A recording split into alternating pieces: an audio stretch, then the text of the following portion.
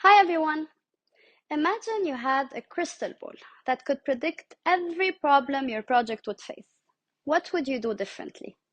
Well, here's the catch. Even the best crystal ball can't show you everything. Some risks we can foresee, like funding delays or volunteer shortages, but other challenges come out of nowhere, like unexpected war or pandemic. That's the difference between risk and uncertainty, and why we need to be ready for both. My name is Mira Thoumi. I'm an associate professor of management at the Lebanese American University, and I'm part of the board of TMI Lebanon chapter. I'm here to discuss a topic considered the daily bread of NGOs, risks and uncertainty. Think of risk as something you know could happen and can prepare for. If you're planning a food drive for your beneficiaries in winter, you know bad weather could delay deliveries.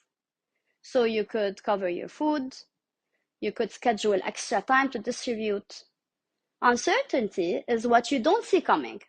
If you show up for the same food drive and there is a sudden road closure due to an unannounced protest blocking your access, you didn't expect it, and now you need to figure out a new plan on the spot. Why does it matter for NGOs? In crises, we deal with both. Risk can be reduced by planning, but uncertainty means you need flexibility, quick thinking, and teamwork to respond effectively. Preparing for both makes your project more resilient and impactful, a topic that we will discuss in a different capsule. When NASA planned the Apollo 11 moon landing in 1969, they allocated extra fuel for the lunar module to account for uncertainties. They estimated how much would be needed for unexpected challenges like finding a stable landing spot. How close did they cut it? When Armstrong successfully landed on the moon, there was only 45 seconds of fuel left. This shows how uncertainty requires backup plans, even in the best prepared projects. There are so many tools that I could present and could be used to identify, assess, and respond to risk. But I want you today to just think of risk in terms of probability and impact to set the best response to it. Let's consider that Red Cross is responding to a devastating earthquake. They need to deliver aid, set up shelters, and provide medical care. But many risks could occur. Aftershocks could damage roads, supplies might run out, or local communication systems could fail. How does the team decide what to prioritize?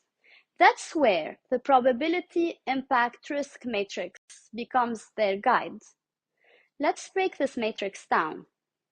I'll walk you through different examples for each category.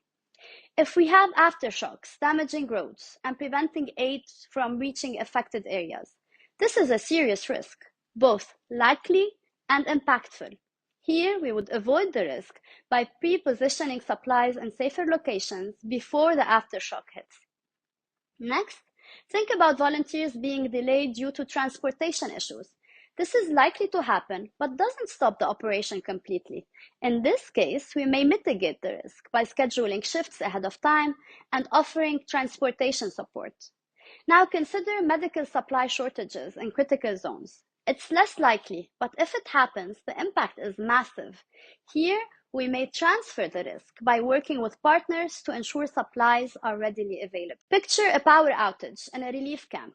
It's rare, but if it happens, it's critical. In this case, we may mitigate the risk by deploying backup generators. Finally, imagine a delay in distributing blankets. The probability is sort of low and doesn't have a huge impact. Here, we would just accept the risk and focus our energy on more critical tasks. This matrix helps us prioritize risk and allocate resources efficiently, ensuring the Red Cross can respond effectively. During the 2010 Haiti earthquake response, some NGOs planned for known risks like aftershocks and limited resources.